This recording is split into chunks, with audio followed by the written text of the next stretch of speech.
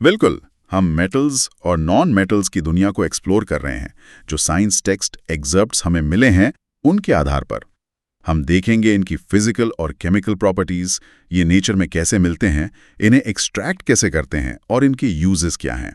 हमारा मकसद है इनके बीच के मुख्य अंतर और इनके महत्व को समझना। बिल्कुल।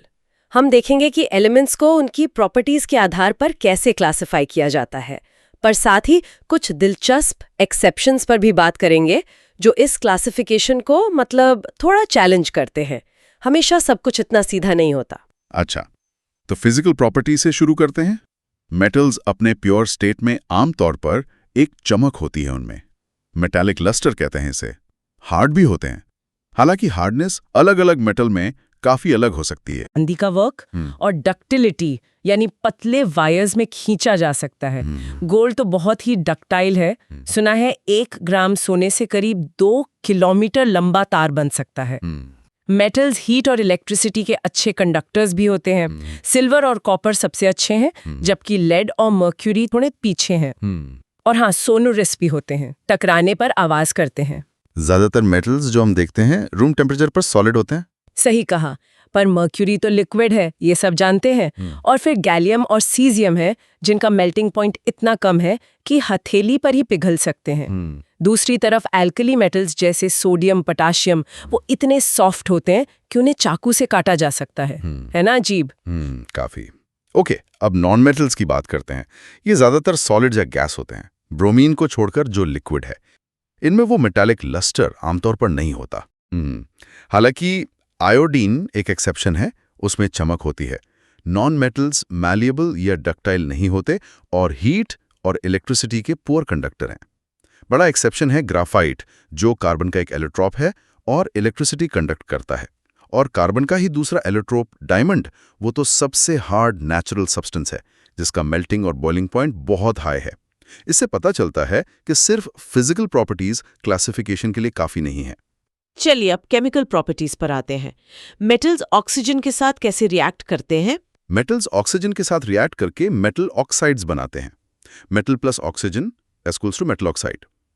ये ऑक्साइड्स आमतौर पर बेसिक होते हैं, जैसे मैग्नीशियम ऑक्साइड, लेकिन कुछ जैसे एल्यूमिनियम ऑक्साइड और जिंक ऑक्साइड वो एसिडिक और बेसिक दोनों तरह का बिहेवियर दिखाते हैं। इन्हें एम्फोटेरिक ऑक्साइड्स कहते हैं। रिएक्टिविटी बहुत अलग अलग होती है। कैसे, कुछ उदाहरण? बिल्कुल, जैसे पोटेशियम और सोडियम, ये इतने रिएक्टिव हैं कि हवा में आग पकड़ लेते हैं, इसलिए इन्हें केरोसिन तेल में रखना पड़ता है।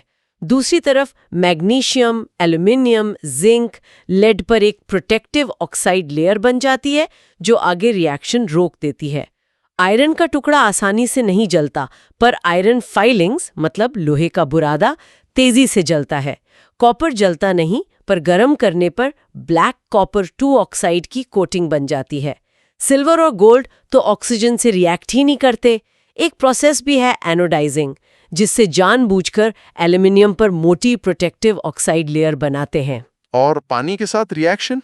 यहाँ भी रिएक्टिविटी पर बहुत कुछ डिपेंड करता है। पोटेशियम और सोडियम ठंडे पानी से भी वायलेंटली रिएक्ट करते हैं।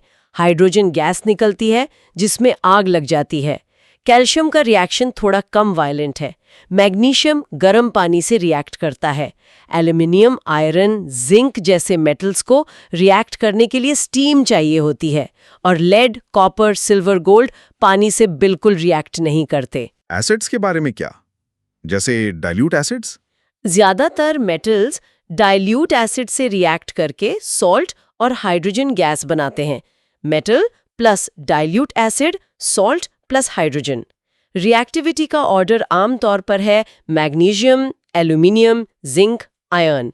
कॉपर डाइल्यूट हाइड्रोक्लोरिक एसिड से रिएक्ट नहीं करेगा। नाइट्रिक एसिड थोड़ा अलग है, वो एक स्ट्रॉन्ग ऑक्सीडाइजिंग एजेंट है, तो हाइड्रोजन गैस की जगह ज्यादातर वाटर और नाइट्रोजन ऑक्साइड्स बनते हैं। हालांकि मैग्नीशियम और मैंगनीज बहुत डाइल्यूट नाइट्रिक एसिड के साथ H2 बनाते हैं। और हाँ, एक्वा रेजिया कॉन्सेंट्रेटेड HCl और HNO3 का एक पावरफुल मिक्सचर, ये तो गोल्ड और प्लैटिनम को भी डिसॉल्व कर सकता है।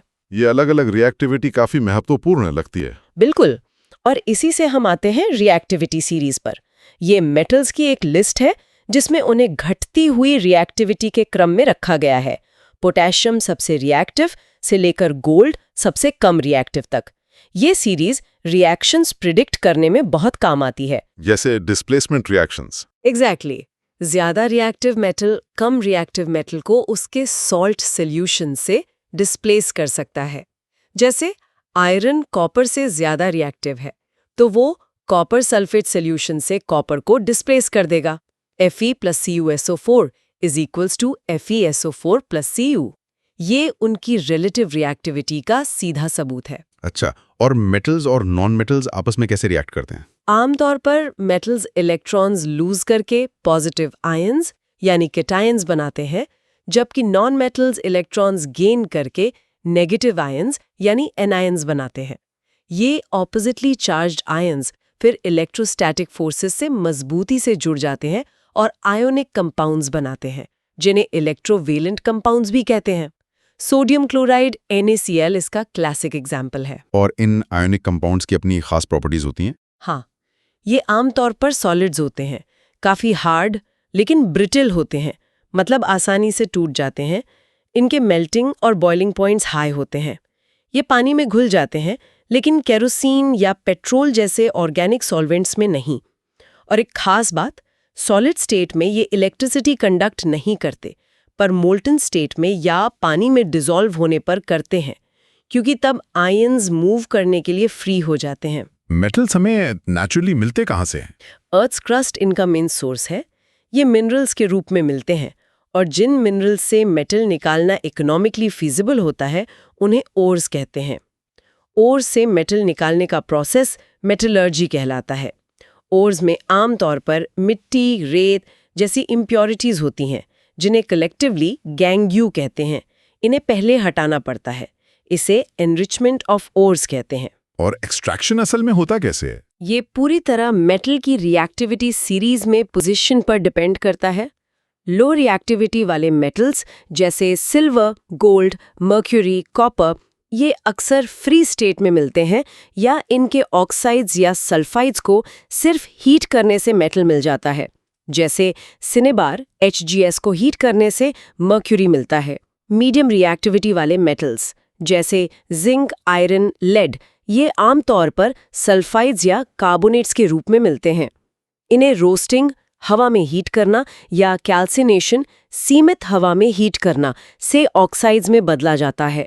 फिर ऑक्साइड को कार्बन जैसे रिड्यूसिंग एजेंट से रिड्यूस करके मेटल मिलता है, जैसे ZnO + C = Zn + CO। Thermite reaction भी एक उदाहरण है, जिसमें एल्यूमिनियम आयरन ऑक्साइड को रिड्यूस करता है। हाई रिएक्टिविटी वाले मेटल्स जैसे potassium, sodium, calcium, magnesium, aluminium इनके कंपाउंड्स बहुत स्टेबल होते हैं। इन्हें कार्बन रिड्यूस नहीं कर सकता, इसलिए इनके मोल्टन क्लोराइड्स या ऑक्साइड्स का इलेक्ट्रोलिटिक रिडक्शन किया जाता है, जैसे मोल्टन NaCl से सोडियम, मोल्टन Al2O3 से एल्यूमिनियम। तो जो मेटल निकलता है वो प्योर होता है? अक्सर उतना प्योर नहीं होता जितना चाहिए, तो रिफाइनिंग की जरूरत पड़ती है। इलेक्ट्रोलिटिक रिफाइनिंग एक कॉमन तरीका है, खासकर कॉपर के लिए। इसमें इम्प्योर मेटल को एनोड, प्योर मेटल की पतली स्ट्रिप को कैथोड और मेटल सॉल्ट सॉल्यूशन को इलेक्ट्रोलाइट बनाते हैं। प्योर मेटल कैथोड पर जमा हो जाता है। मेटल्स के साथ करोजन की समस्या भी तो होती है ना? हाँ बिल्कुल। हवा, नमी या केमिकल्स के रिएक्शन से मेटल्स का धीरे धीरे खराब होना करोजन कहलाता है। लोहे में जंग लगना, रस्टिंग सबसे आम उदाहरण है, जिसके लिए हवा और पानी दोनों चाहिए। चांदी काली पड़ जाती है, टार्निशिंग, सिल्वर सल्फाइड बनने से, और कॉपर पर हरी परत जम जाती है, बेसिक कॉपर कार्बोनेट। इसे रोक कैसे सकते हैं? कई तरीके हैं। Painting, oiling, greasing, galvanising iron पर जिंक की कोटिंग, क्रोम प्लेटिंग, एनोडाइजिंग, और हाँ, एलॉय। एलॉय 2 या 2 से ज्यादा मेटल्स या एक मेटल और नॉन मेटल का होमोजीनियस मिक्सचर होता है। एलॉयज की प्रॉपर्टीज अक्सर प्योर मेटल से बेहतर होती हैं। कुछ एग्जाम्पल्स? जैसे प्योर आयरन सॉफ्ट होता है, पर उसमें थोड़ा कार्बन मिलाने से स्टील बनता है जो हार्ड और स्ट्रांग है। स्टेनलेस स्टील, आयरन, निकल, क्रोमियम में जंक नहीं लगता। ब्रास, कॉपर, जिंक और ब्रॉन्ज, कॉपर, टिन बहुत कॉमन है। सोल्डर लेड टिन का मेल्टिंग पॉइंट कम होता है, इलेक्ट्रिकल वायर्स जोड़ने में काम आता है। यहाँ तक कि प्योर 24 कैरेट गोल्ड भी ज्वेलरी के लिए बहुत सॉफ्ट होता है।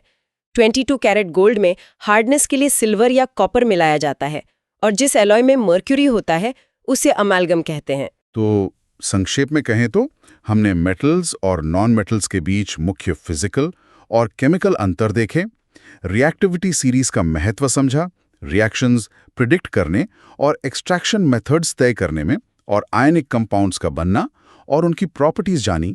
और हमने देखा कि करोजन एक बड़ी समस्या है, लेकिन अलॉइंग जैसी टेक्निक से हम मेटल्स के प्रॉपर्टीज को जरूरत के हिसाब से बदल सकते हैं, जिससे वो ज्यादा वर्सेटाइल और ड्यूरेबल बन जाते हैं। रिएक्टिविटी सीरीज वाकई इनकी केमिस्ट्री समझने के लिए सेंट्रल है। ये सोचने पर मजबूर करता है, जैसे जैसे हम एलॉयज बनाने और मटेरियल्स को एटॉमिक लेवल पर मैनिपुलेट करने में बेहतर हो रहे हैं, क्या भविष्य में जिसे हम मेटल कहते हैं और जिसे स्पेसिफिक प्रॉपर्टीज के लिए इंजीनियर्ड मटेरियल कहते हैं, उसके बीच की रेखा धुंधली होती जाएगी?